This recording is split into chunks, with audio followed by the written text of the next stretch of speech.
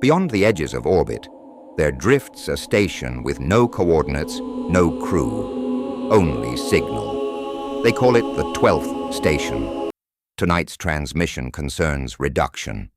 There was once a society that believed it was running out of money, out of time, out of margin. So it began cutting. It cut school budgets, reduced teachers, expanded classrooms, but expectations increased. More oversight, more data, more monitoring, less foundation, more demand. They called it efficiency. They worked 5 days a week, sometimes 6, 8 hours, sometimes 10. Some spent more waking hours at work than in their own homes. Messages followed them into the night. Metrics followed them into their sleep.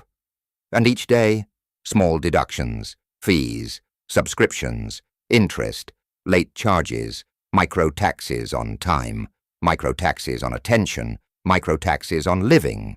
They called it normal.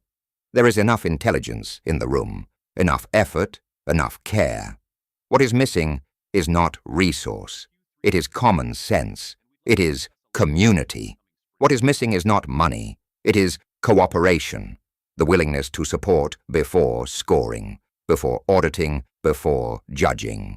And in their attempt to cut costs, they, staff, and children became the cost. Pressure did not disappear. It traveled from district to superintendent, from superintendent to principal, from principal to teacher, from teacher to child. Data became currency. Currency became survival. A principal who once loved classrooms began loving spreadsheets instead. Not because she wanted to, because her school could close, because funding followed numbers, because her boss followed numbers.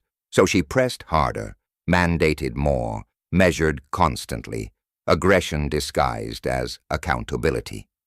A supervisor who once protected his team began forwarding warning emails instead. Not because he wanted to, because quarterly targets were missed, because his position depended on performance charts, because his boss depended on performance charts.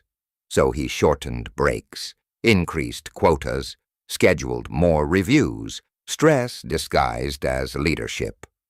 No one woke up intending harm. They woke up intending to survive the system. And in doing so, they slowly became it. They slowly became complicit. This has been a transmission from the 12th station.